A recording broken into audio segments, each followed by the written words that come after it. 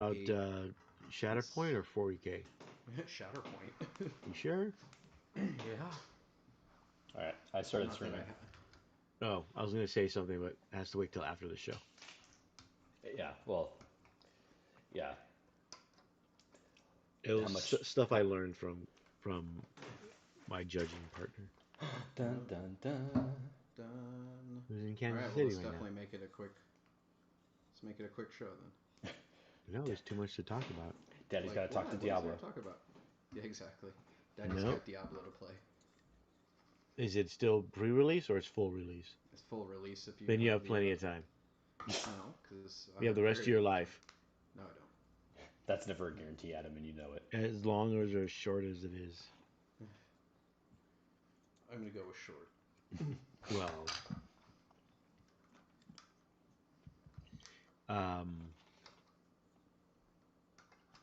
All right. I didn't do show notes. It's basically BAO 10th reveals. Forgeworld making me cry. Yep. How does our audio sound? I don't know. I haven't turned it on. You can turn it on. All right. Just see how we sound.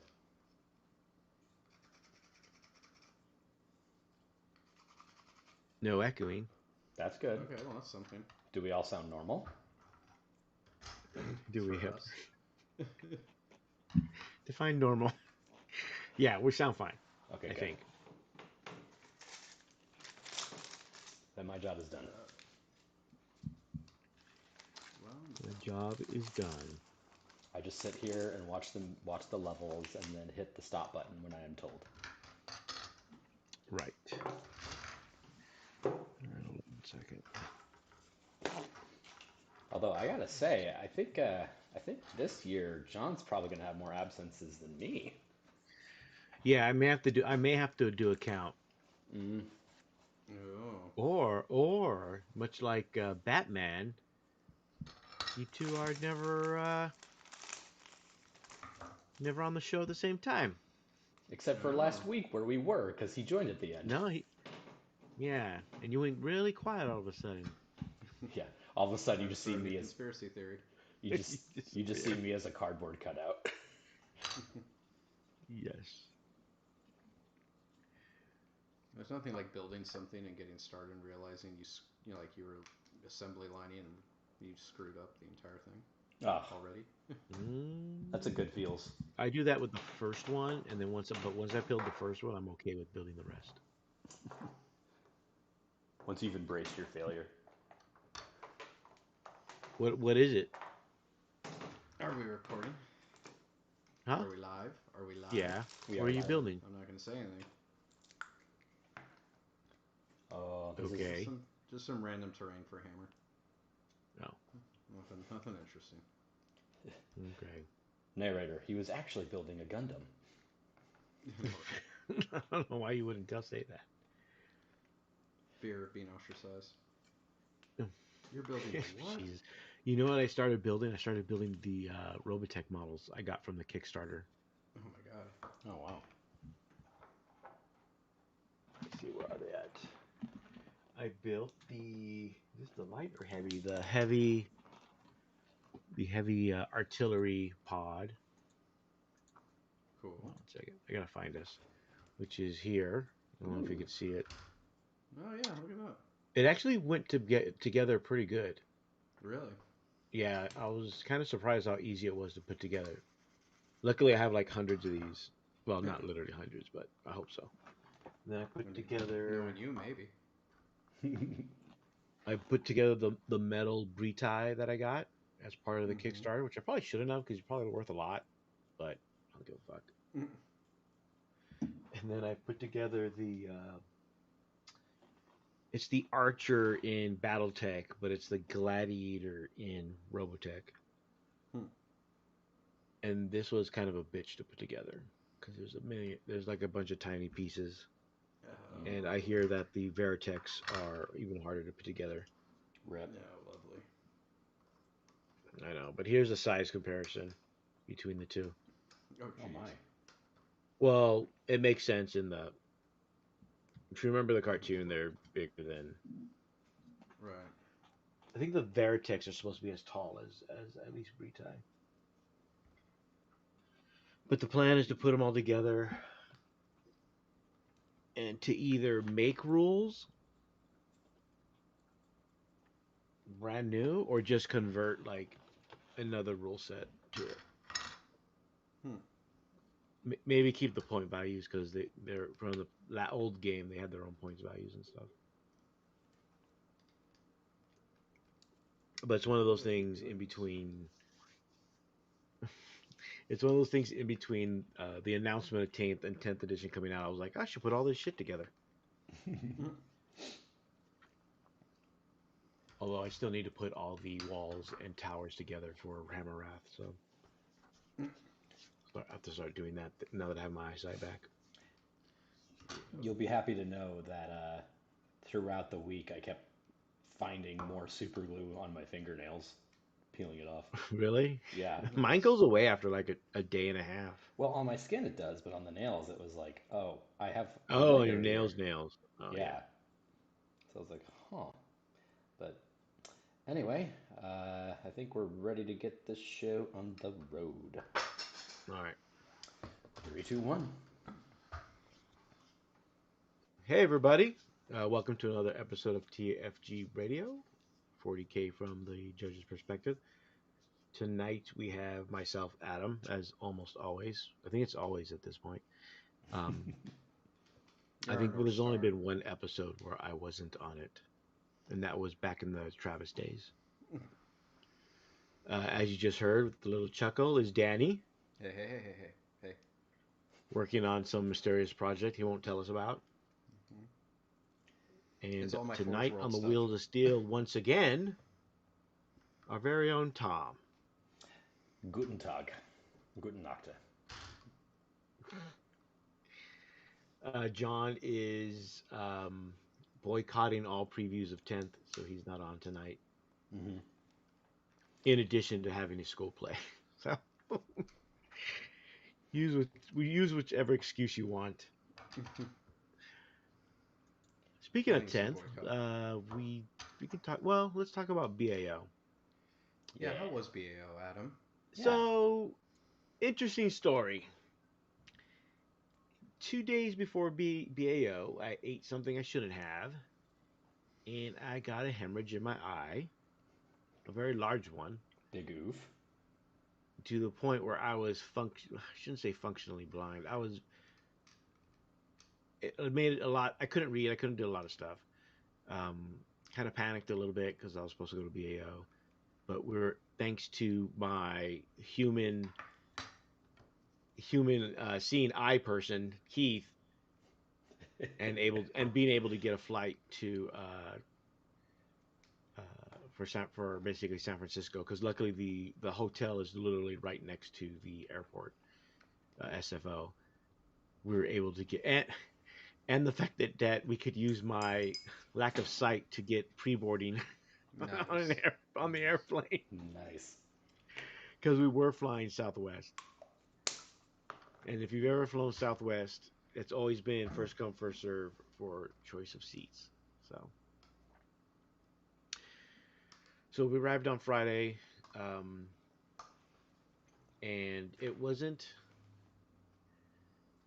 We arrived on Friday because it's only a 2-day event now, and it was 190 tickets sold, but only about 150 at the start of the round. Still pretty good. That's a little more than usual attrition, right? Like, well, I mean, about 25. Usually it's 10 to 20%, so normally it would be like 10 or 20 people. I think part of it was end of ninth. Yeah, end of ninth fatigue's pretty. Yeah, it's pretty real. Hitting pretty hard, especially now that we're like essentially out of almost out of previews, right? Yeah. Factions. Yes, the last one is tomorrow. We're recording on a Thursday, or it's Thursday if you're watching, or if you're listening, as we are wont to do. And today was the second to last preview. Tomorrow is the Adeptus Titanicus, which is why. I mean, there's still Apocalypse games are still a thing, man. You know what? Also, still a thing. Contemptors. My fucking Dreadclaws. Yeah, the Dreadclaws hurt. Yeah. They made World Eaters a lot more fun. I ain't gonna lie. So Friday everything was all set up by the time we got there. We didn't get there till like about 7, 8 o'clock. I believe we had a light dinner. During the whole time, I only drank water and ate very lightly to try to. Part of the issue with my eye is basically, if you don't know, I'm diabetic. I do have issues with my eyes because of it, because I have thin blood cells or blood vessels. I guess thinner than normal, which I blame my parents for. Mm-hmm. And as a result, if I eat too many carbs, too much too much salt in addition to sugar, then this happens. There's medication for it that usually keeps it in control, but my diet affects it also when the medication wears off, which is what happened here. So everyone, make sure you get your sugar checked. Yep. Especially if you have parents or grandparents that have diabetes, because I have it on both sides, so I got a double whammy. As you are. I'm surprised I'm not there yet, but all in good time. Yeah. Well, I guess you don't drink enough alcohol, Nanny, because I don't see you eat a lot of candy or sugary snacks or anything. I mean, I will definitely overindulge sometimes, but yeah, I'm not like. I generally don't just go whole hog every day. Yeah, luckily my daughter only has. Like, my wife's side doesn't have a history of diabetes. What are you doing, Tom? Is it too loud? I don't know. I think he's getting chips. Yes. I was looking for paint. So luckily, my daughter, was only on my side where she gets it from. So instead, she inherited heart disease from my wife's side. So let's see how that goes. Yeah, parenthood. So luckily, with Keith in front of me, I could more or less see where I was going. I could make shapes out, but couldn't make people out, even if they got really close. I had to get really close to people and make them uncomfortable if I wanted to see who it was, and I couldn't recognize the voice. But it was over the weekend overall in regards to this. It was pretty nice. It wasn't too bad. Keith did a lot of the admin work in terms of the pairings and all that other stuff, and he did a lot of the line of sight issues. And then I answered other questions, which there wasn't really a lot of. Yeah, I think most people haven't we kind of figured out how to play this game at this point? Yeah. I mean, a couple questions did come up that were kind of like, but nothing out of sorts. Also, this edition ends in a month, so less than a month now. Who cares? That's kind of I do because unless it comes out next week, I still have to use it for ACO. Oh yeah.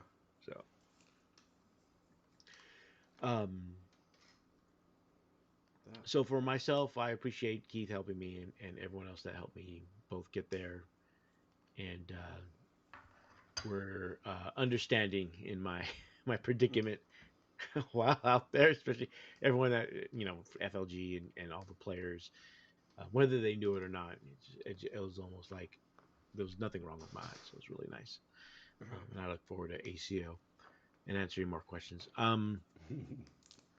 But over the course of 6 rounds, normally what we talk about in these reviews is kind of questions asked and what things that came up. Overall, nothing really major came up. We had no issues with anybody. Everyone more or less played nice. No one came up after the event and said, "Well, so and so this happened to me and I didn't know what to do." Blah blah blah blah. Mm-hmm. So there was none of that. In fact, we got more of like compliments about players than complaints about players. That's pretty awesome. So it was a very friendly event. There was a few questions that came up not constantly. There were a few. One of them involved leadership and leadership debuffs, which would probably still be a thing going into the new edition. Probably more so.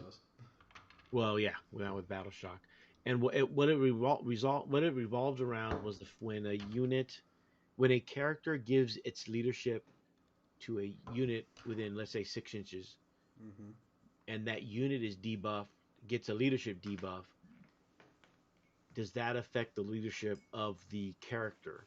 Yes. Well, the way it depends. No, W- it depends. If the character's outside of the debuff, then no.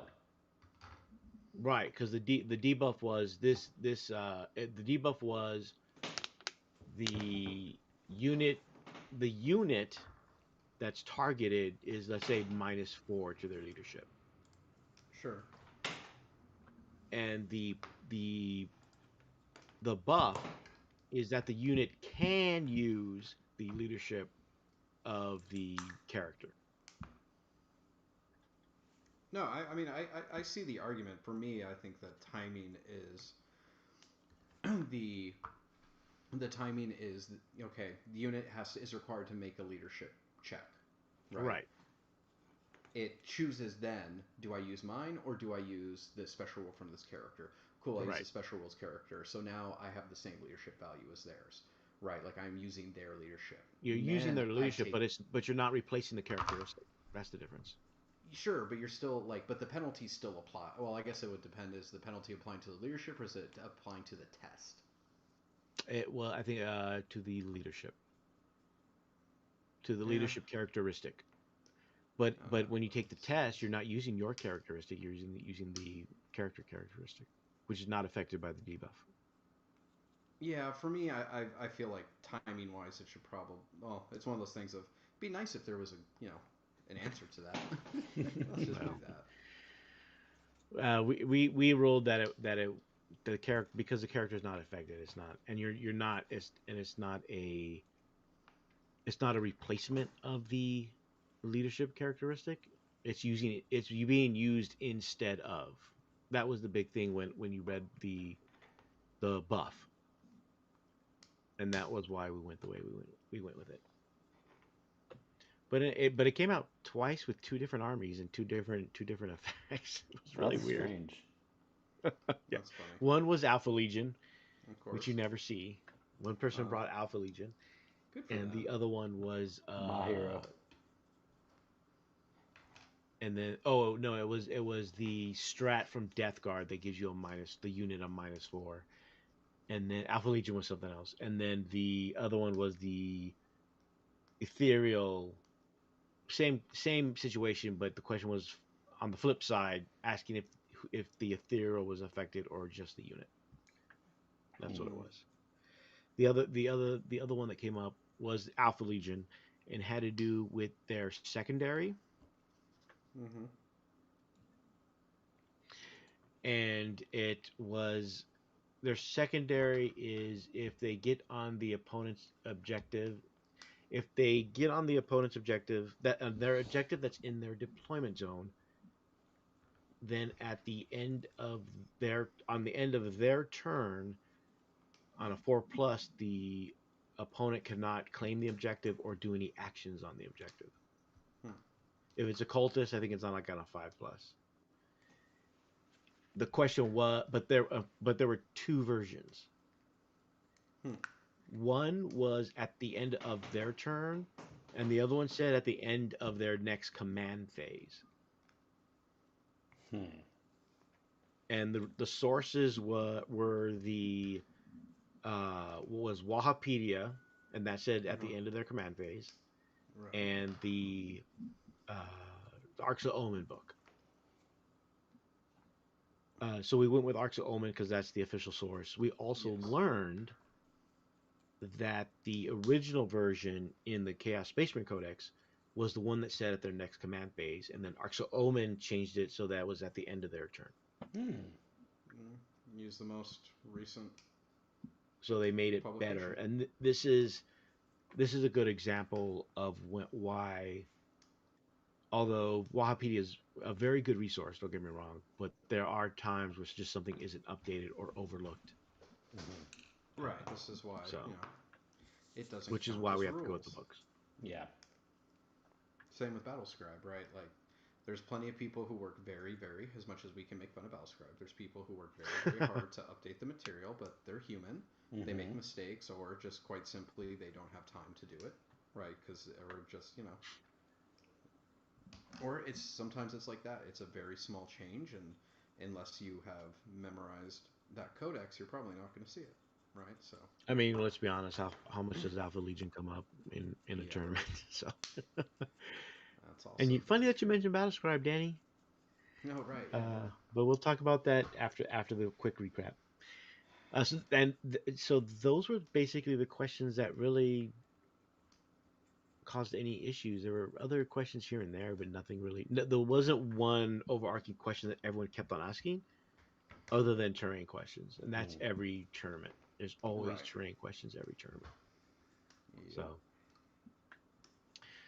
So we also had Age of Sigmar. Obviously, we had Ice and Fire, a Song of Ice and Fire, which only did a 1 day event, or they only did it for 1 day. We had MCP, X-Wing, and Legion, and Marvel. Yeah, MCP. Yeah, and I believe that was it at this weekend. I think we're gonna have more stuff at ACO. So just if you can, just check out the FLG website. They have all the lists of winners. I think I posted the TO for AOS wrote a big lengthy article about the event that went up today. Tomorrow I'll post up some pictures about Kill Team because Kill Team was there too. I think someone else did the write up for Ice and Fire, and I'm just waiting for stuff from the other TOs so I can put it up on the Frontline website. But overall, the weekend was fairly calm. It was very relaxed. At one point in the first round, it was already 12 o'clock, and I didn't realize how much time had gone by because it was just so quiet in terms of questions being asked. So, because you were asleep. You were asleep. No, that was later the day. Oh, okay. The lights were killing me. Even Keith had to go sit for a little while during the in between rounds. Oh wow! Because the convention lights were pretty. I blame Kicker because Kicker was in charge of the lights. It could also be because we're both old. We're both over 50. So that tracks. Could be that too. But Future's now, old man. Yeah, I know, right? But nobody wants to do it. Well, nobody has time to do it except when you're older. So Sunday came around. There were some complaints about the way we did the standings, which was usually using the opponent game win percentage. But there were mostly complaints from the top 5-10% of players. Right. Mm. So the ones that really care about it, in my opinion. What's funny is that both the opponent game win percentage and battle points worked out the same in terms of standings.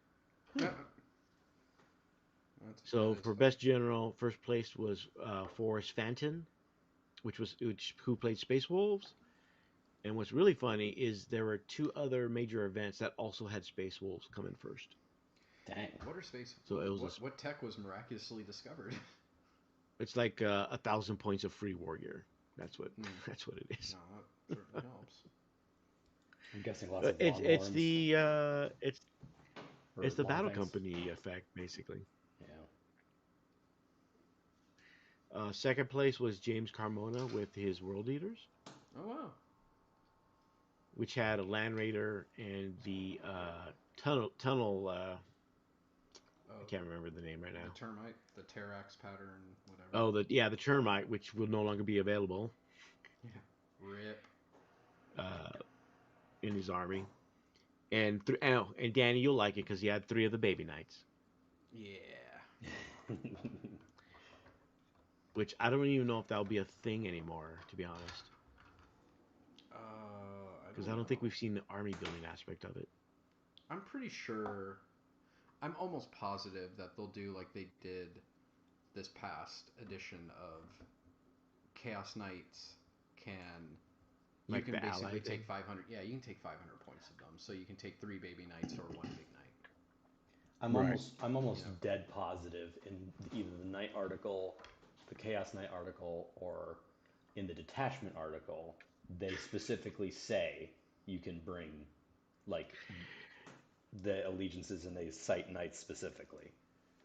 I know I've seen Aaron Wish is saying it's MSU Melta Storm Shields for the Space Wolves. That makes sense. I can see that. And then Ish is saying Tom looks like he's in a jail cell. I This mean, is true. He is married with 3 kids, so yes, he is.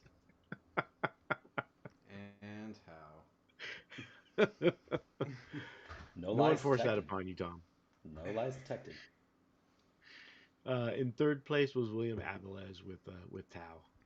Speaking of Tom, Yay. and then Uh, what's funny is the best in faction, because these are 3 different armies and literally 3 different factions, so they all won their best in faction category also, Huh. That's funny. which I find hilarious. Yeah, I think that's pretty hilarious too. But I'm trying to find the other winners real quick. And you can also find the winners at frontlinegaming.org, because I put up an article every time after the tournament about the winners. For Hobby Paragon, it was, which is basically how you place in the at the tournament and how well your painting is. It doesn't mean you have to place super high to win painting, but if your paint can offset your standings, because the difference between first and second was like 2 points. It was that close. Oh, wow. First place was William Abeles.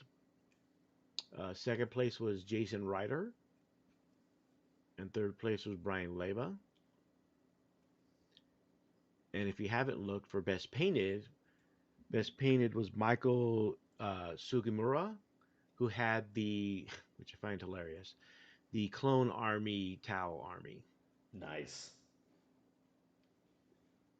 which looks really nice in person. And then it was Andrew Whitehead in second, and then Brian Leva again in third.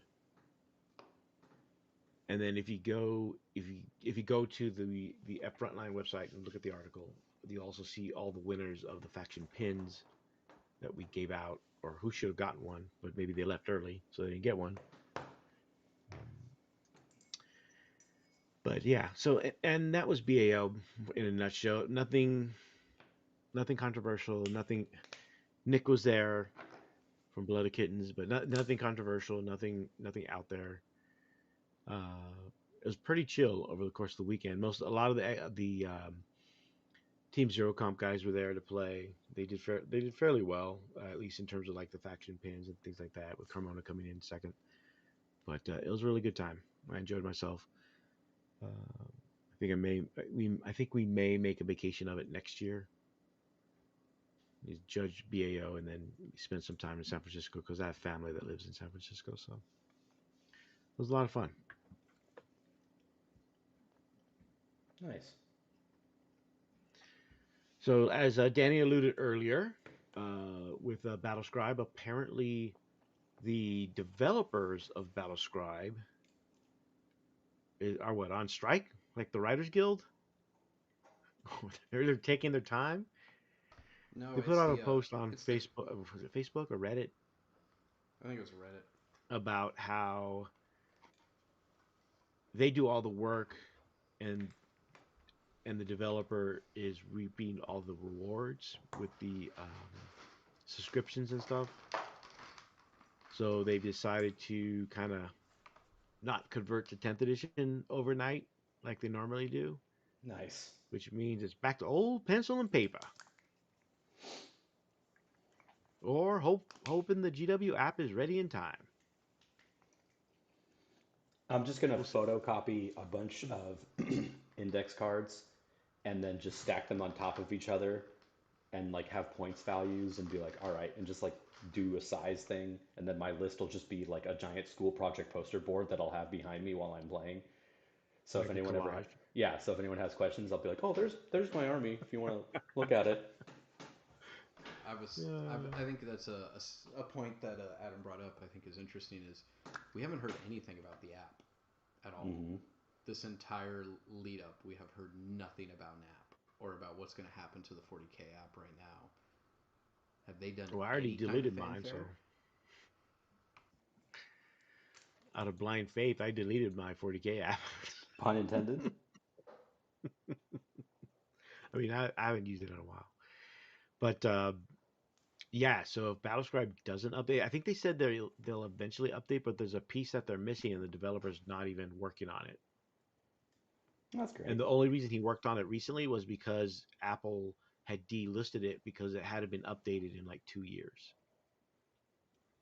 So that cash cow was So threatened.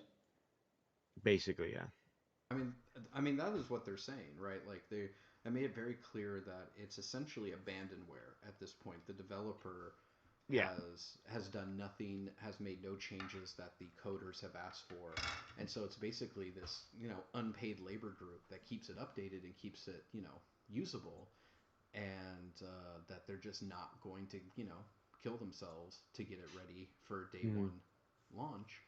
And they really, I mean, they flat out told people don't use Battlescribe, right? Like, just if you subscribe, stop, right? Like, just stop yeah. giving this guy I don't. money. Yeah, I don't think they said don't use it, but they did definitely say not to subscribe to it if you are. I subscribed to it for like a year or two, a couple years back, but I think mine's canceled already. I because can't remember. yeah, because it's usually only like $5 or something, but still, yeah, it adds up when it's thousands, if not hundreds of thousands or tens of thousands of people. Mm-hmm. So we'll see how that all falls out, and I mean, we'll see if anyone steps up as a replacement because this is almost like a prime opportunity for someone to come in, whether GW does comes through with their app or not, to come in and say, well, here's something simple you guys can use because otherwise all what it's going to be now is just a bunch of pictures of your list of your handwritten list, or we can do like Tom said and take a picture of a bunch of data cards I'm going to use and just post that up, and it's going to be a mess. So anyone out there, start working on it now if you aren't already, because it seems like Battlescribe's ready to go, ready to fall. But we'll see. I mean, maybe the developer will get his head out of his ass and fix what needs fixing if he wants his cash cow to keep going. But that's just my humble opinion. But you don't have to So take moving on. my word for it. Yeah. I mean, I think we saw with when he got delisted on Apple, he was very quick to fix that, to do what Yeah, he had to do. But it was also he didn't have to do anything major. That's not the same, basically pushing through a very small update so he wouldn't be delisted. Isn't the same as making I think a lot of the changes that the programmers want to make their life easier. right. We'll see. I mean, I'm assuming they talked to him. I'm assuming they talked, or at least try to talk to him at some point. So, but maybe this will give him the wake up call he needs. So more 10th edition reveals. I believe last time we left was just before the Imperial Knights. It was Danny, yeah, did we talk about Imperial Knights last We time? did. we did. Yes. Tau Oh yeah, was, I it was think, the big Tau. one. Tau. Imperial Knights was the day we. Tom, you want to talk about Tau and how much you're excited for them, especially with the fabulous new drone mechanic? They killed my boy. You're over That's here. going around a lot apparently. I know. There's a So, lot of killing going on. so in terms of the faction rule, the whole like spotter shooter thing, Hmm I like that. It's simpler than the action mechanic. It's simpler than it was in previous editions where actually you had to shoot marker lights. Um, Pathfinders actually kind of look interesting because they're now more like a Like tool. a Pathfinder. Yeah, like a Pathfinder in that way. They have the ability to spot for two different targets, which is cool. Um, I mean, it really just depends on what points look like and what ballistic skill for certain weapon profiles look like. And who knows, maybe this might be an opportunity where you'll actually see BS3 on certain Tau weapons that make more sense to see BS3 versus like the standard everything's BS4. So who knows? Like we'll Right. see.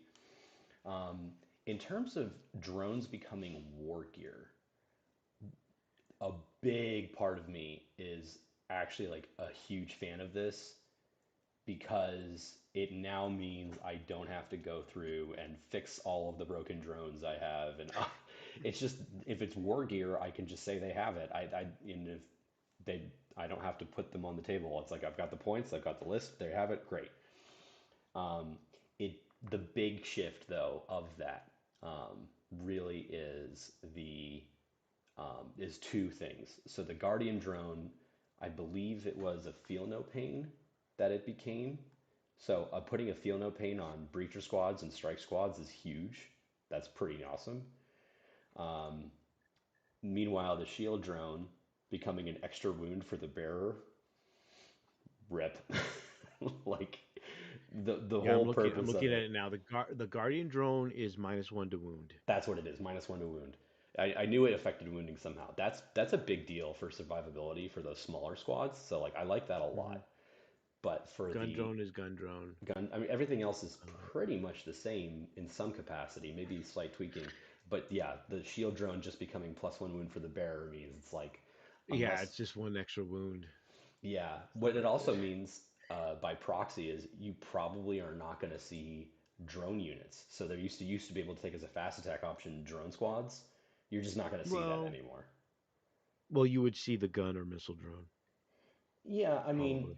yeah, that means there were people who were running like squads of gun drones, but I mean, I'm just saying you're not going to, I don't think they're going to include that as a unit anymore. I mean, why would they? Oh, you don't think so? I mean, this is an opportunity to remove it. And if everything's becoming, I I mean, think they I could think they easily keep it, expect but you my to have theory, it though. I think they expect you to have it like how when you buy the ammo grot, you have an ammo grot. you have the ammo grot model because when you shoot at at the model, they'll sometimes just kill off the ammo grot instead. It's almost like an extra wound. Right, but then what's the point of the shield drum? It's an extra wound that's also an extra wound. It's a double extra wound. Double Like, it. I mean, double I it. mean, They'll take an extra wound and double it. Yeah, but yeah, I I mean guess it, it literally depends what the wording is once we see. they and I, called it war gear. yeah, that's what I'm saying. Yeah, like that's what it's called. So therefore, it's like it's not even like a watcher in the dark or an ammo grot or even a cherub. It's literally just your floating gun that's not attached to your model or your floating war gear that's not attached to your model. So kind of like why bother in some senses. So all in all, it's kind of the same thing of like, the recurring theme, the reason why John quit the show temporarily, of, you know, this is doesn't mean too much until we see the whole thing. But that said, Yeah. I still am of the opinion that it's like you can glean certain things, and from what we're seeing with Tau, I mean, I think it's an interesting step, and I'm excited to see the rest of it. I will, Yeah. full judgment later. All right, Danny, great Chaos Knights. I think you and I both kind of like it, but Battle Shock, how it affects Battle Shock. Yeah, I mean, I think they look more or less fine. I mean, I wasn't, I don't remember being like super blown away of like, oh my god, this is good. Yeah. The same way, like I feel like Thousand Suns, is one of the only ones where I like reading it, I'm like, wow, this is actually like good. Same But with GK. it's fine. Yeah, it's fine. Um, I don't. I mean, you know what really is gonna be interesting to see is how much battle shock mitigation is there, Hmm. because it's the same way like leadership has always been a thing, and and it's but how often has whole armies like NIDS just ignored it, right? So how much is there going to be rules mitigating battle shock, right? How popular is that going to be? Right. And if it's not there that much, and they actually learn to keep it meaningful by not giving out a bunch of rules that let you kind of get around it, I think Chaos Knights will be fine.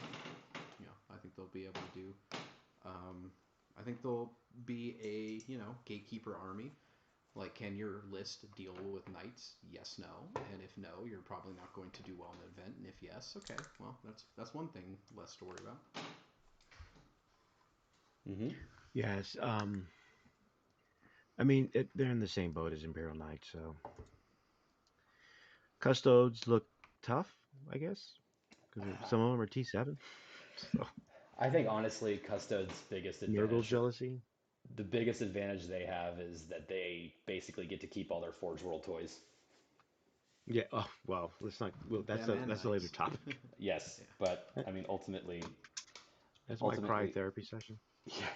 Don't worry, I've got a Sorry, this licensed is a professional. safe space, Adam. Yeah, they looked okay. I don't remember being overly impressed. Orcs. When I talked to a lot of orc players, including Ben Jurek, over the weekend, and they were not impressed with the orc preview. So we'll see. We'll see how that goes. No, I'm not an orc player. I don't think any of us are orc players. Don't you have orcs, Danny? I used to a while ago, not anymore. Oh, okay. Not for a No. long time. Yeah, a few people don't seem too impressed with the orcs, but we'll see. At least competitive wise, narrative, Yeah, So, more importantly, but Thousand Suns. I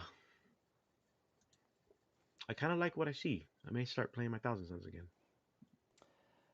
yeah, just Being able to spending. ignore armor. Yeah, I was gonna say spending a Cabal point to say your armor is irrelevant. It's pretty nice. It's funny because the Cabal point system only almost like replaces like the psychic phase. Yeah, I It's mean, weird. and I think we've seen, especially with some of the more recent reveals, that like Psyker, anti-Psyker abilities, um, they're a lot more tailorable, which is like, I mean, because everything's now kind of more contained to the war gear and the unit and the weapon and whatever it is. And since Psychic Phase is now like a keyword on, or Psychic is now a keyword on some gear or some ability or some attack usually, the play around that has become very interesting. So yeah, like Right. the psychic phase for Thousand Suns is very much just that Cabal point generation, which is interesting also because it's every unit gives X number of Cabal points. So if you Right. bring the right combination of units, you could be just giving yourself a ton of Cabal points to run with. And it's up to your opponent to take your army down enough pegs to force you to start choosing between rituals. Well, all you have to do is take Armon, and then once per battle, it can cost 0. Yeah, I mean, that's why Aramon is like an auto include so far. He's the first like character where I was really like, God damn, like Yeah. you Now I have absolutely to should be like taking now I him. have to paint my Armon. Yeah, like or you have to give he's your arm onto me for me to paint him. I mean, I could do that too. yeah. I mean the whole. I mean there were a couple of Cabal abilities that were just like really impressive to begin with. Hmm. But yeah, the whole turn off your armor save is amazing and Yeah. gives them such flexibility in a lot of matchups.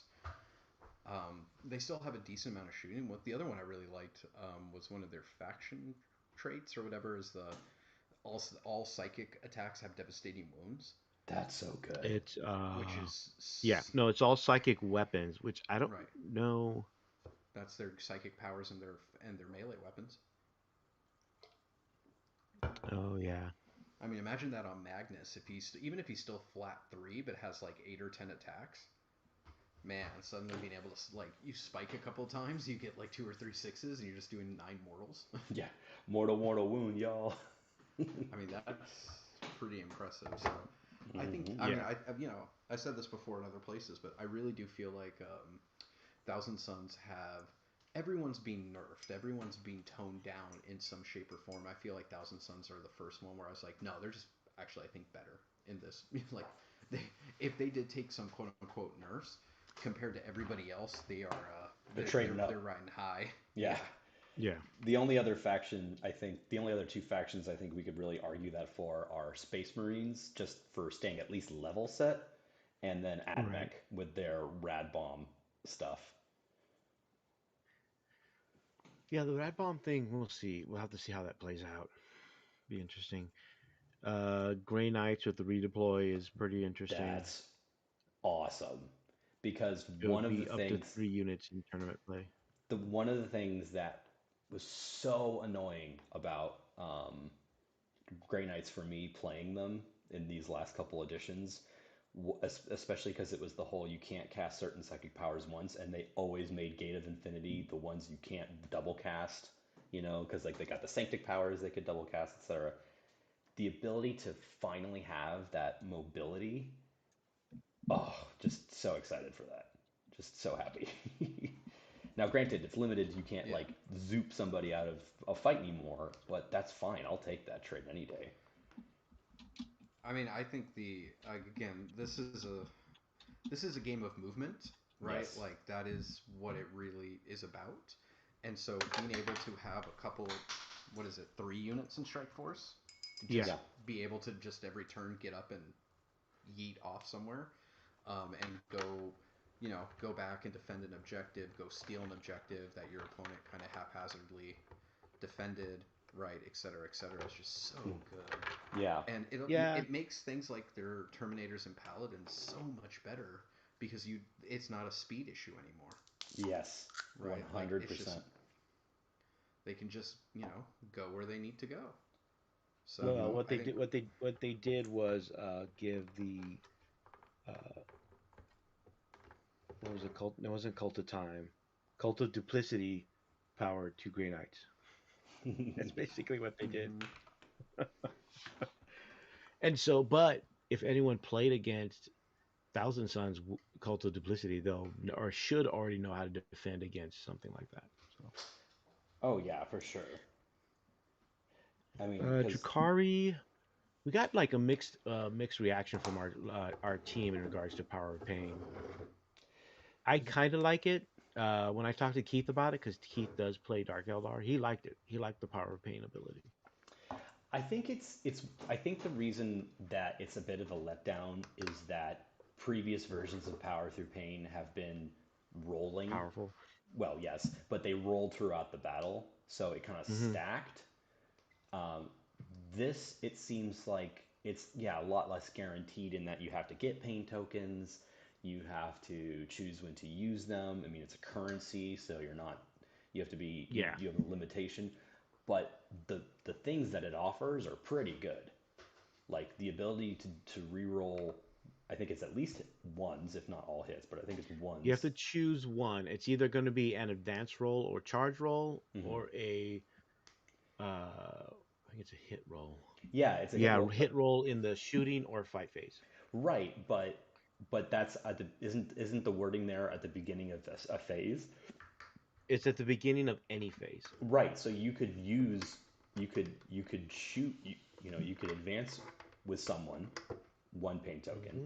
They have an ability to shoot and advance and charge or whatever, maybe they don't. They shoot, then you charge with them, and then you fight with them. You could spend 4 pain tokens potentially on one unit. Well, you start with, depending how many HQs you have, you can start with up to 6. Yeah, and then you Because generate more. their detachment roll might be the weakest one out of everybody's, because all Yeah. it is more paint tokens. I And mean, those that pin and tokens are good.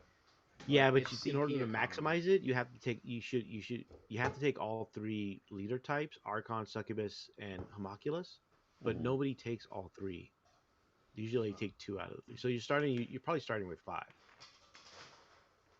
and then you have I to don't know. kill stuff to earn more. It's I the don't know. I think opposite it's of the Votan. right. I don't know. I still feel like it. I think Jeff said something along this lines of it's just a crap ton of CP efficiency because now you can get rerolls or you can reroll charges or Hmm. advances, etc. Right. without having to Instead worry of about spending CP. So you can Right. actually hoard that for like any good stratagems they might have, Yep. yeah, which is Venom looks really good. it's a lot of open top. That's Well, it's not even that. It's the fact that was it It's what it's is it? It's the acrobatics. any Drukhari infantry can get back in if they're within 6 inches and not in that's engagement pretty good. range. Yeah, Yeah, that's at pretty the pretty end That's nice. really good. at the end of the fight phase, that's amazing when they're consolidating. Yeah. That is very good. We have I think the disembark and bark and the same turn rule is still there for transports. I'm not 100% sure. Yeah. That's the only limitation I can think of. Well, I mean, at that point, what you're doing is you're having assuming it also applies to the gunboats, right? You have them drop off a unit, and then that thing pitches forward to pick up your dudes who just finished fighting. So you've got like Yeah. you can time you or position yourself well. So it's like, oh sweet, I'm dropping off some big shooter units or somebody who's going to be there. I'm going forward to pick up my boys who ran up in the front lines. They're done fighting, and now I can pick them back up.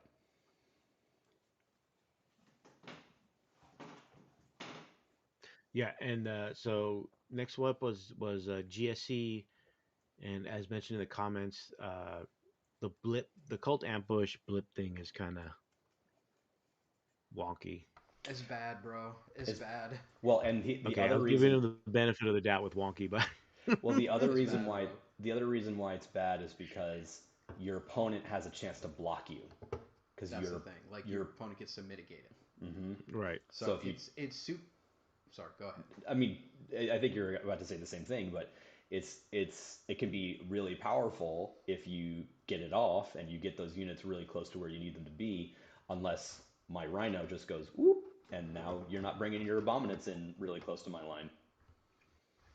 Right. Yeah, I mean, I think it just again most of the other factions, their inherent abilities can't get canceled by basic inbuilt mechanics of the other army, right? Mm-hmm. Like you can't just turn off Cabal points. You can't turn off Oath of Moment, right? Like you can't just mitigate it to any real stretch like that, but you can do that to GSC. And I'll put it this way, GSC is going to, a good player with GSC will terrorize a bad player.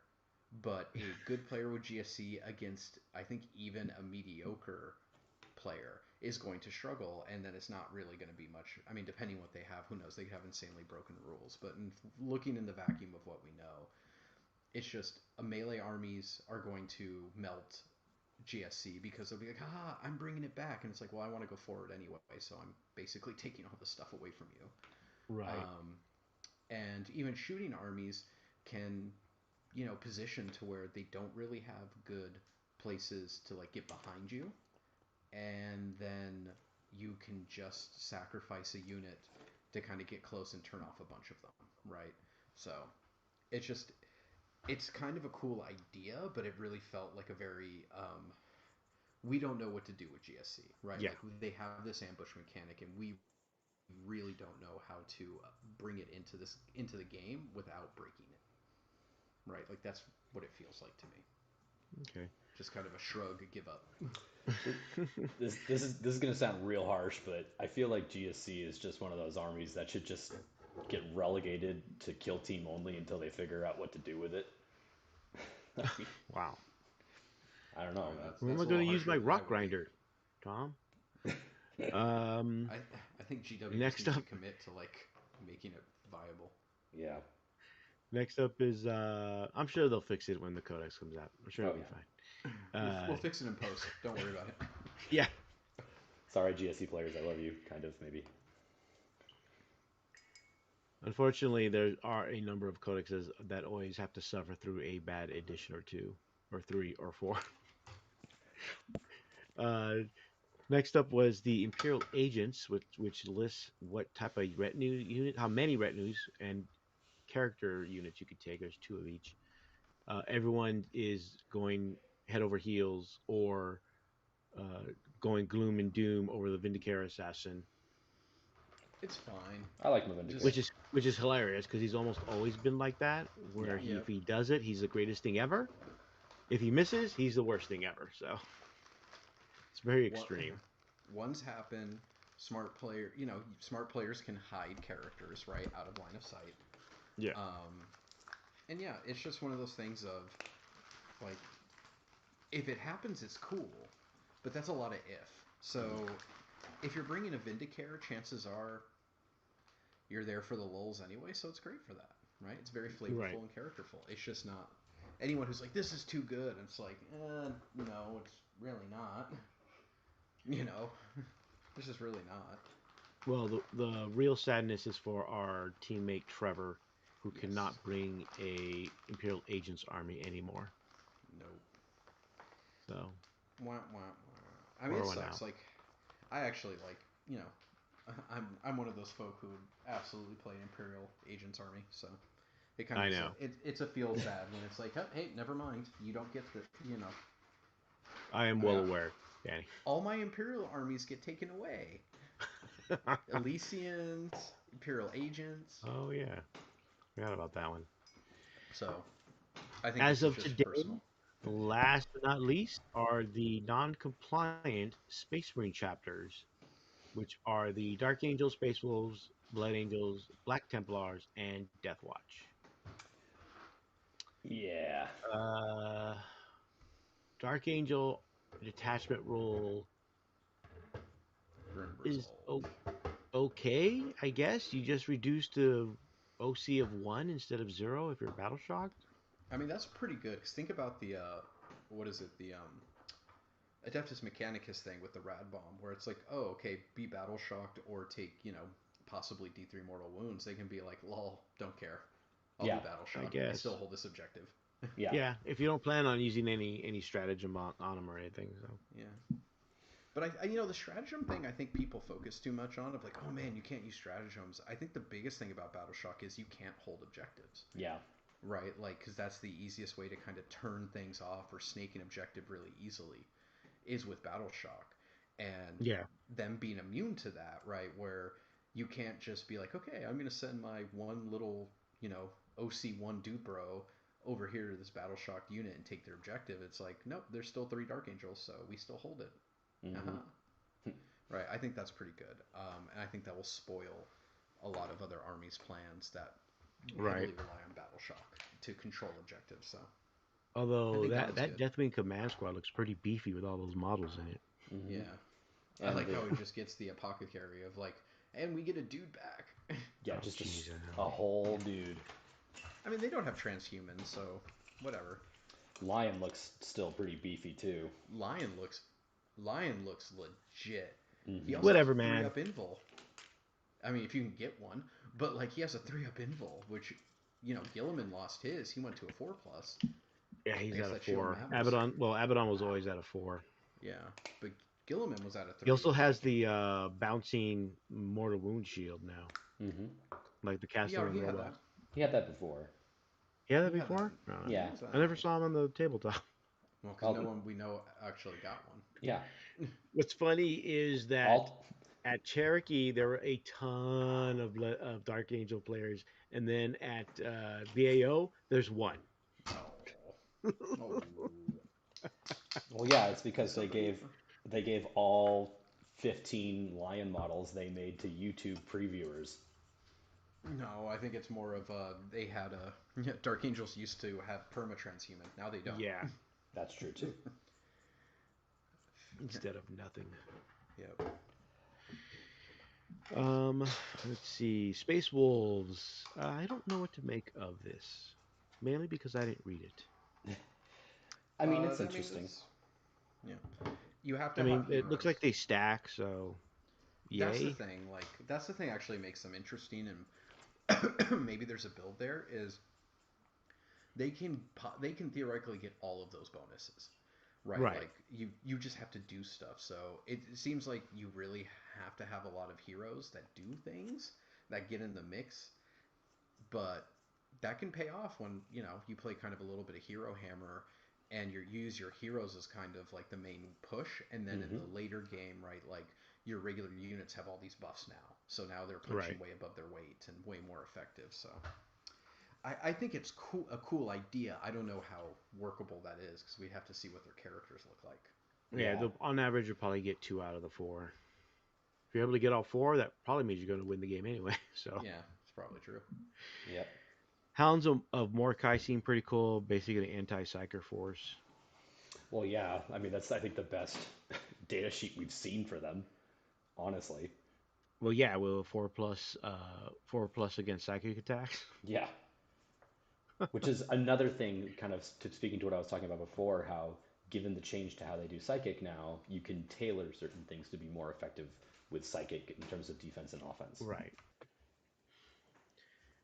Blood Angels just get a +1 to strength and attacks. That's really good. What they had before, right? No, they had +1 to wound, which was way better. Oh, it's +1 to wound. Yeah. Okay. Assuming in the world of everyone getting nerfed, them getting +1 attacks and strength is pretty dang good.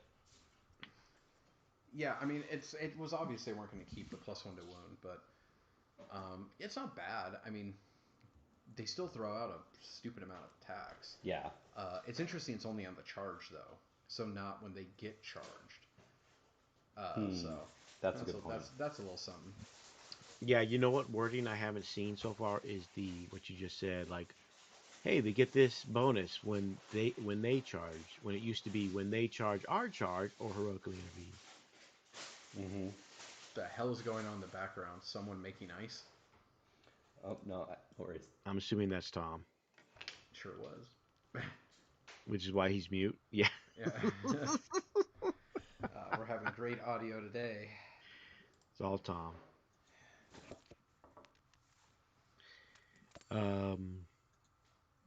Well, you're supposed to act like it's not happening, Danny.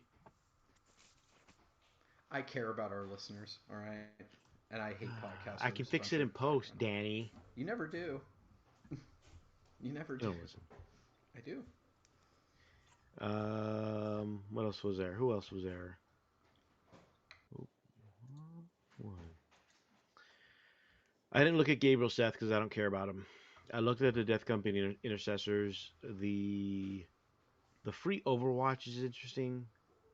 Why on it? Like that doesn't make sense for me. Of like Death Company, we're all about getting in there and just succumbing to the Black Rage, which is why we're really good at shooting you when you come after us. I mean, they still have guns for the most part, right? Yeah, I guess that's something to do. But remember also that Overwatch applies to the end of an enemy movement, not just an enemy charge. Yeah, so not just a charge. That could be. I could see that. That could be pretty good. We're back to second edition, basically. If they're able to take flamers all of a sudden, like pyroblasters. Mm-hmm. Yeah, you have to be close enough, but that could be funny. And then Templars. The Vows seem pretty good. Yeah, not bad. Again, it's Templars. Yeah. Before the Witch is pretty well. 4+ against psychic attack. Another one that seems to be the way they're going in terms of anti-psyker. Yeah, well, I mean, seeing as psychic powers are essentially just damage, they're either melee weapons or extra guns. Like that makes sense. I'm trying to look. It looks like that's probably the only one that might. Well, again, you can just tailor. You can tailor it to whichever army you're playing against. Yeah, I mean, if you're going up against, obviously, Thousand Suns, being able to have a 4+, feel no pain against a bunch of their attacks is good. Yeah, I guess. I definitely feel like there's not a lot of, how do you say, flavor between the Codex compliant stuff and the not Codex compliant stuff. Yeah. We'll see what happens when their individual books come out. Mm-hmm. Yep. Like what? Death Watch. They get to pick from the different tactics, which either sustained hits, lethal hits, or precision on a crit. That's very situational. I mean, yeah, I'm not too impressed by Death Watch. It's situational. It's situational unless like there is some element to it where it's like you build just to always pick one. So if you have a weapon type that really favors one style of that over the other, or if you have a build that favors that over the other, then that might be a reason why you just kind of always default to one. Well, the good thing about it is you can choose, unlike the vows, you choose at every command phase. That is pretty dang good. So, but it's either precision, lethal hits, or sustained hits. So, and that brings us to the end. The big question in regards to the non-compliant chapters are, I guess they're not bothering with the old supplements then. It's just going to be whatever's in the Space Marine Codex. Mm-hmm. For Imperial Fists, Raven Guard, Ultra Scars, White Scars. My white scars. And all of them. So, I mean, fingers crossed, Danny, that the Khan gets his bike. I really doubt it.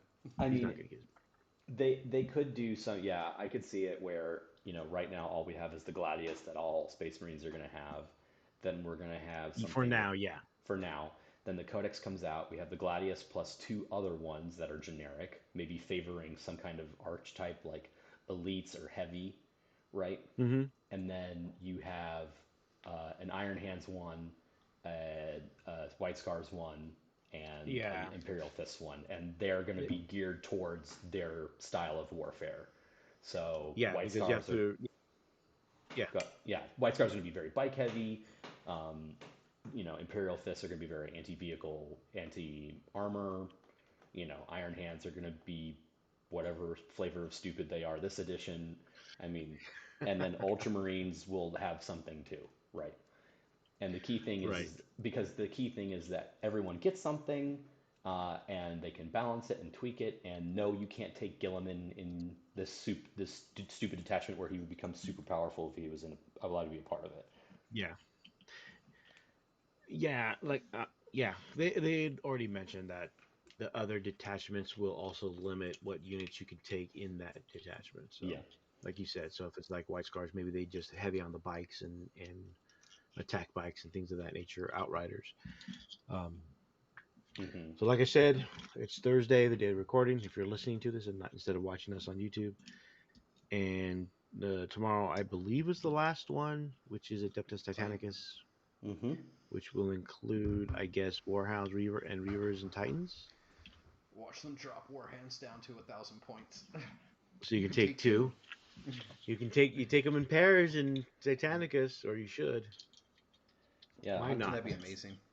It's not like they're dominating the meta. Someone They just could. takes them Give as a chance. lark and maybe wins one game. Give them a chance. Yeah. They might. Sure. I wouldn't mind seeing that. GW, do you hear how badly Danny wants to be a loyalist? You keep forcing him Now to the you can dark take side. Chaos Knights. Take Chaos Warhounds. Chaos Warhounds would be cool. Don't say anything. That's not the point. I'm trying to get them to not think about that. So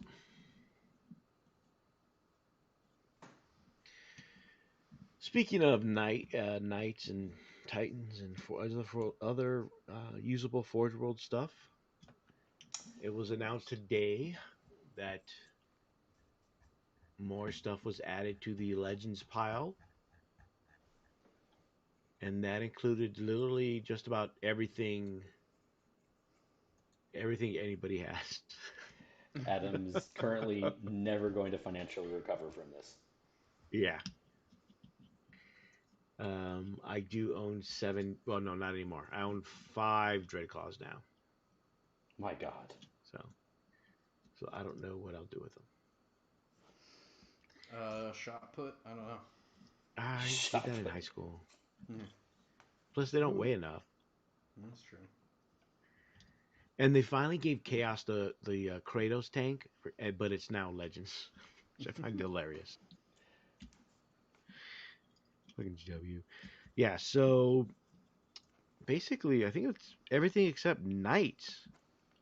Knights and Custodes. Knights and Custodes. Shut up.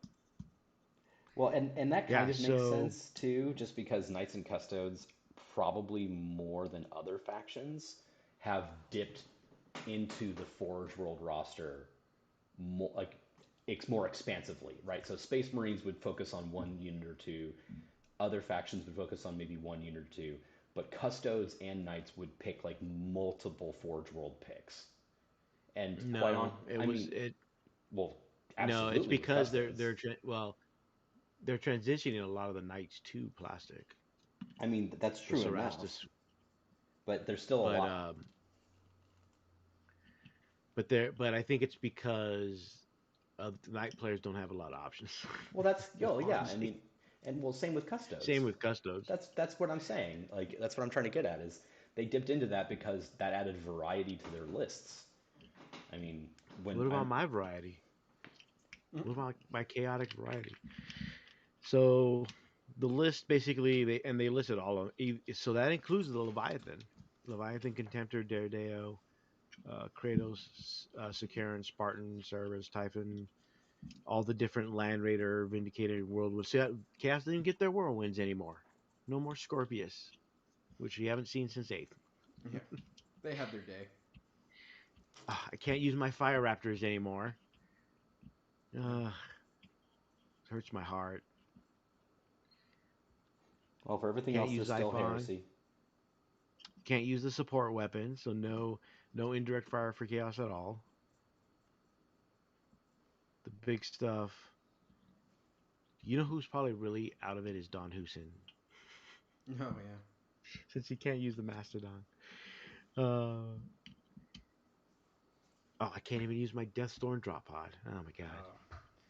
The Charybdis, brassy, good old brass scorpion. Oh yeah, the Charybdis Decimators.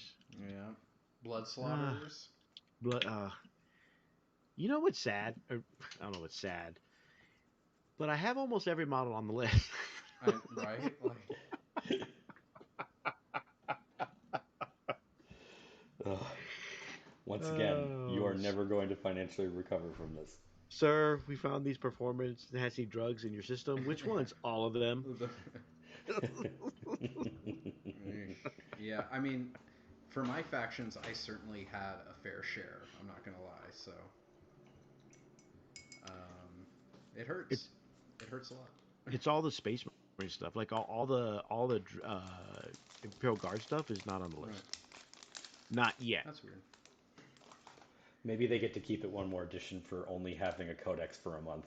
Yes, because the Marcarius is such OP. I know, right? The Marcarius Defender with his 7 heavy bolters. Um,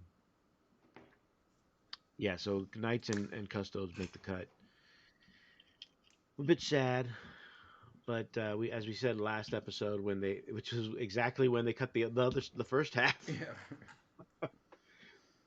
It's almost like working for a company and you're like, oh, they just had layoffs. Oh, thank God, I made the cut. I'm still a job. 2 But- weeks later, Yeah. But wait, there's more. there's more. Yeah. Yeah, I'm speaking from experience. At least it wasn't a week before Christmas this time. Oof.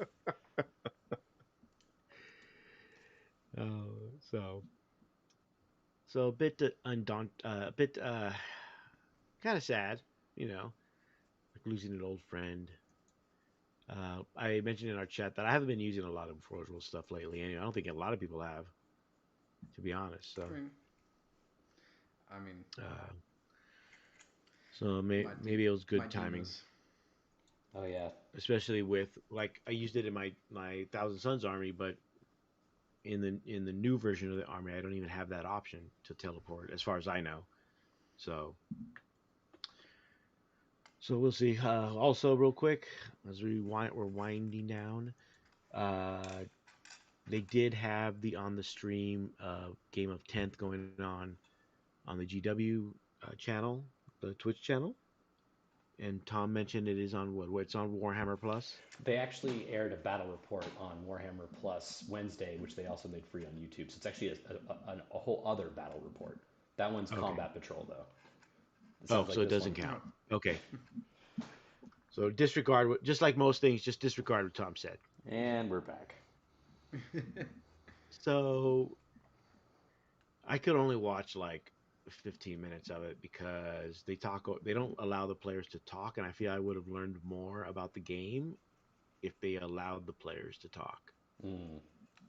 They showed off a bunch of if you look online, you can already see a bunch of the data cards that they showed off for information, so you can get that. But to me, I think for me it would have said more if I was able to see the actually hear the players play and talk about like their secondaries and things like that instead of the announcers guessing what they were talking about or what they're doing. So This is all fair.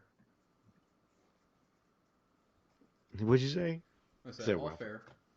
Yeah, well, But why would they? so do we'll that? see. Kara Quinn has a question in regards to why the Lakers choked. I don't know. I honestly didn't expect them to get that far. Yeah, I mean, the problem is like, well, there's a lot of problems, but Also, LeBron's almost 40. yeah, Or LeBron he is is 40. I was really, he's 38. Like I Close was enough. really rooting for him in the sense of like, come on, like he's barely younger than me. He can still ball. Like it's fine. That's And it's you like deluding yourself that you could still ball. no, I could never ball. But yes, like No, but that you can still be active if he can be yeah, still be exactly, active and exactly. It's like relevant. I can still be at my peak. It's fine. It's fine. It's like yeah, all right, whatever. I wouldn't be surprised if he retires, but or goes to No, I another mean team. I've actually heard from I forget on what, but that he's buying more. His son's going to USC, so Of he's course buying he more is. property. He's buying more property here, so he's likely staying, right? But we'll see. Right. Yeah, but the Lakers, man, like I remember saying this last week of like, okay, if the Lakers get swept, at least it looks like the Celtics will get swept, and I'll feel better. And then the Celtics fucking win 3 games in a row and look like they're about to do the historical, and then they get blown out at home for Game 7. And honestly, I feel fine now. I feel good. I feel like that was worth it. Sometimes you got to get down to get up, and the Lakers getting swept definitely got me down. But the Celtics, Going to they 7 and losing it. yeah, and not even like not even like by a bucket. It's like they were never in that fucking game ever. It was just done. Damn. Here, Quinn, I don't mind the Nuggets being the better team and winning as long as Golden State doesn't win. It's true. Ooh. Hey, man, I'm a yeah, big Laker fan since Showtime, so. yeah. I mean, I don't disagree here. um, I think that might be it. It's all there were. I don't think there were any questions other than Kara Quinn's. There wasn't any Yeah. other questions in the Patreon. I mean, I'm Um, just like rip Forgeworld. That's all I can say. Rip yeah. Yeah, Forgeworld. we're gonna end it on a sad note. Yeah, we're all kind of down For right now. Again, like I feel like this is one of those things because people. There's been a few. There's been at least one picture of someone setting like their Leviathan on fire. Why would you do that? Did they take a deep breath too while that was happening? No, but see, like I really do. I really am considering like taking my D McCarran and like giving it a Viking funeral, but not at like rage quit. Like fuck GW. Just like goodbye, my friend. You served me so well. I love you. Till Valhalla. That's fine. They'll gather dust with all my historical miniatures. Right. Yeah, I just come running in as the boat alights, and I'm like, they posted an errata! They posted an errata! No. He needs medicine. I'm not even acknowledging that. God damn. Oh, Every that was good. episode we're gonna reference Lord of the Rings, and we'll probably at some point do the New Hope Han Solo. We're fine. Everything's fine. Oh yeah, that we do every time. John does that And we, more than we anyone. we generally reference Lord of the Rings every time. Yeah. I mean, heck, what about second reference? There you go. See? Anyway, I have to. Diablo 4 is out. I can go play that. Yeah. I was gonna say I have to say something to make Adam actually want to end the episode. So you're welcome. Oh, I mean, I can talk about. I played a game of Shatterpoint. I don't know. Oh yeah, Danny, how'd you like it? Yeah. It's fun. It's it's actually very different from a lot of other war games in that it's honestly killing units is not very important. It's more Hmm. about controlling objectives, and it's really hard to kill units. Like really hard to actually permanently remove a unit from the game. Yeah, But because they like heal when they're activated or something like that. yeah, but the thing is, if you essentially get them to 0 hit points, they can't contest objectives, and everything's about objectives. So that was interesting and kind of cool. Um, a lot of the wonky mechanics, like the damage trees and things like that, make sense when you play, and once you get the hang of it, go pretty quick. My only complaint, honestly, about it is that it's played on a 3x3 surface, except you do need a 6x4 surface because there's so many goddamn cards. There's so much stuff to keep track of with little chits and tokens. You need that space to kind of, Hmm. spread out, which is a little It's a little weird. It makes it feel less. I mean, there's just a lot of bookkeeping in that way, and it takes up a lot of real estate.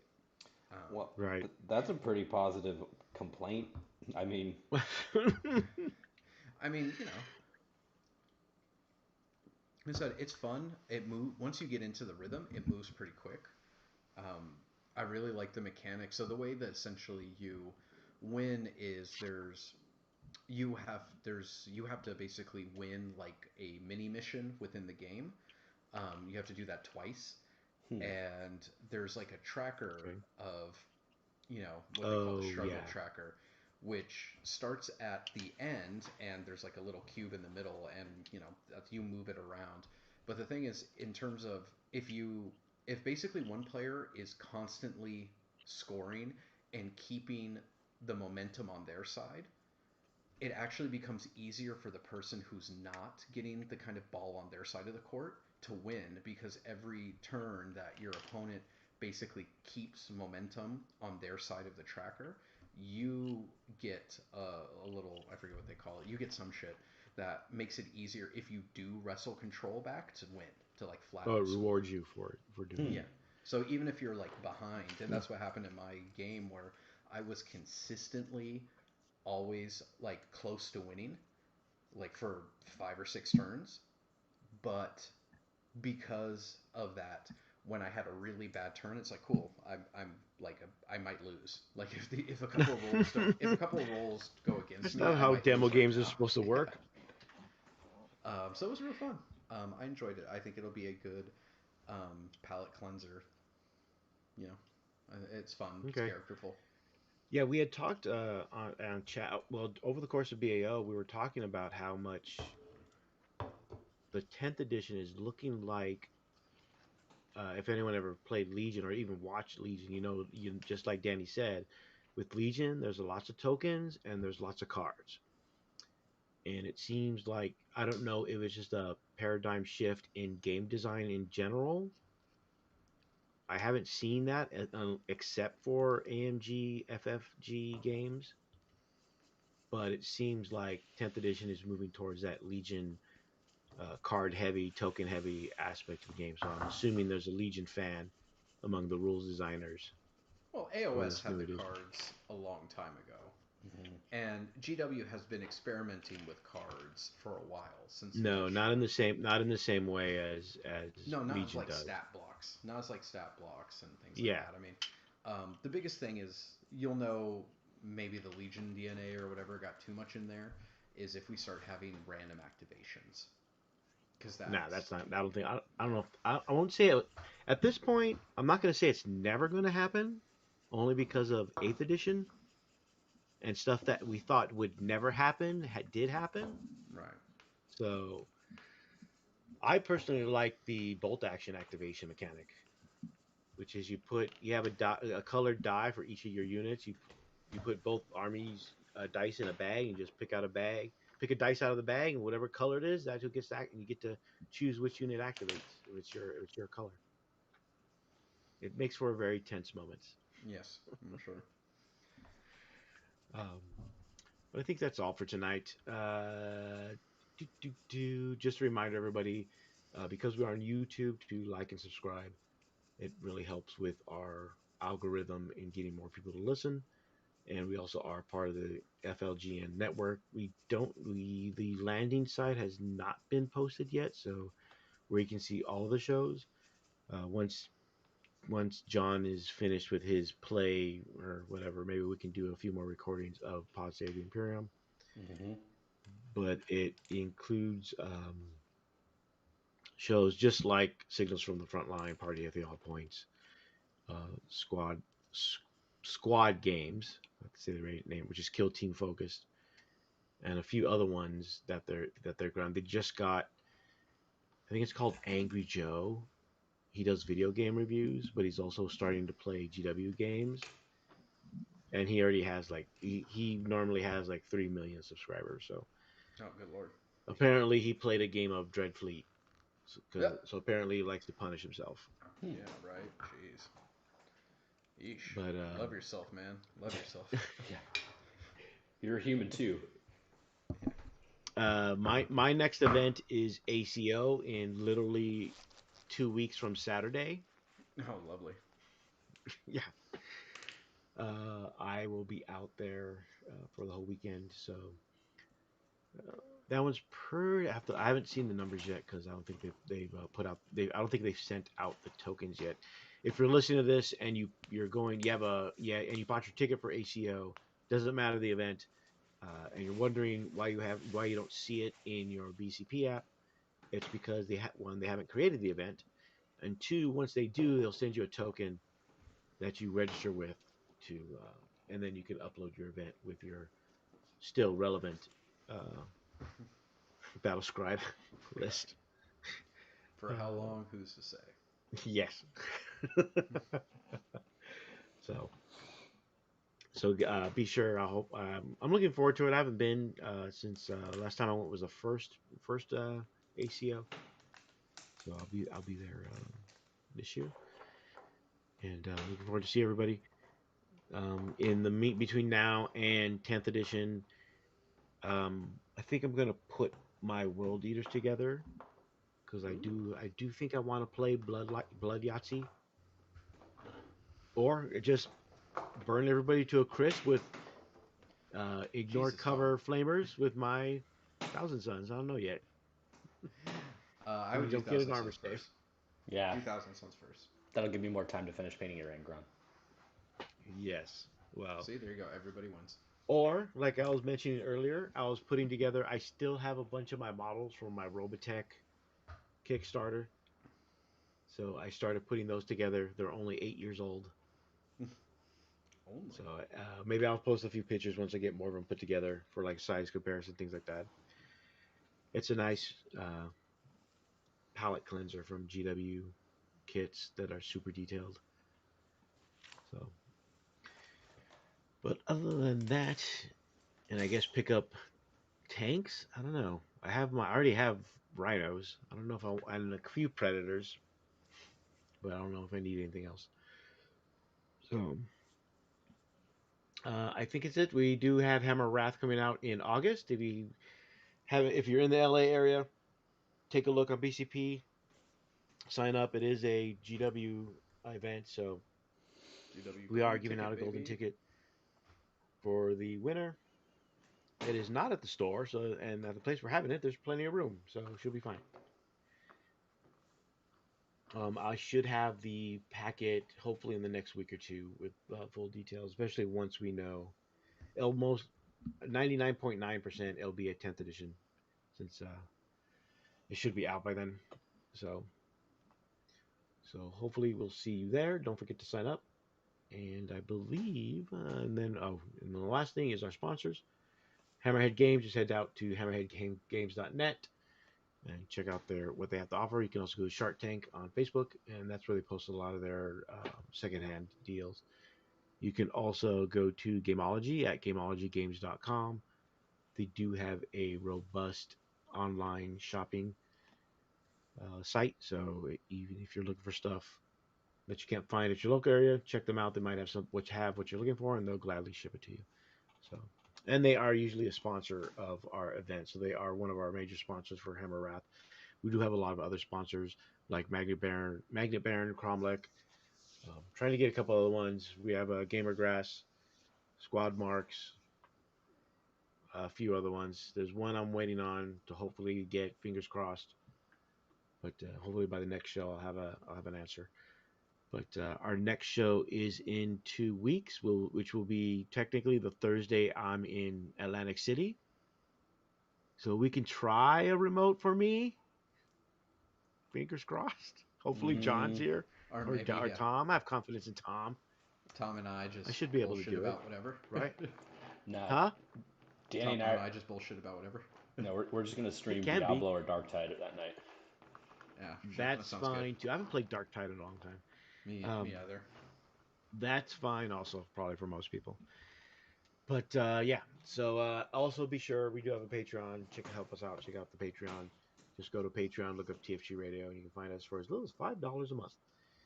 And it gives you access to our Facebook group, which we still have instead of switching over to Discord for some odd reason.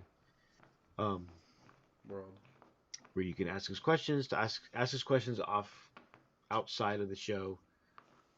Show us what you're working on, things of that show. We can show you what we're working on. Occasionally, I put out the outtakes on the Patreon, but we'll hope maybe revamp it soon. But we'll see. Again, like and subscribe so you can get notified whenever we go live or whenever we plan to go live. And I believe that is it. Danny, any last words? Play games, be nice to each other. Tom. Yes.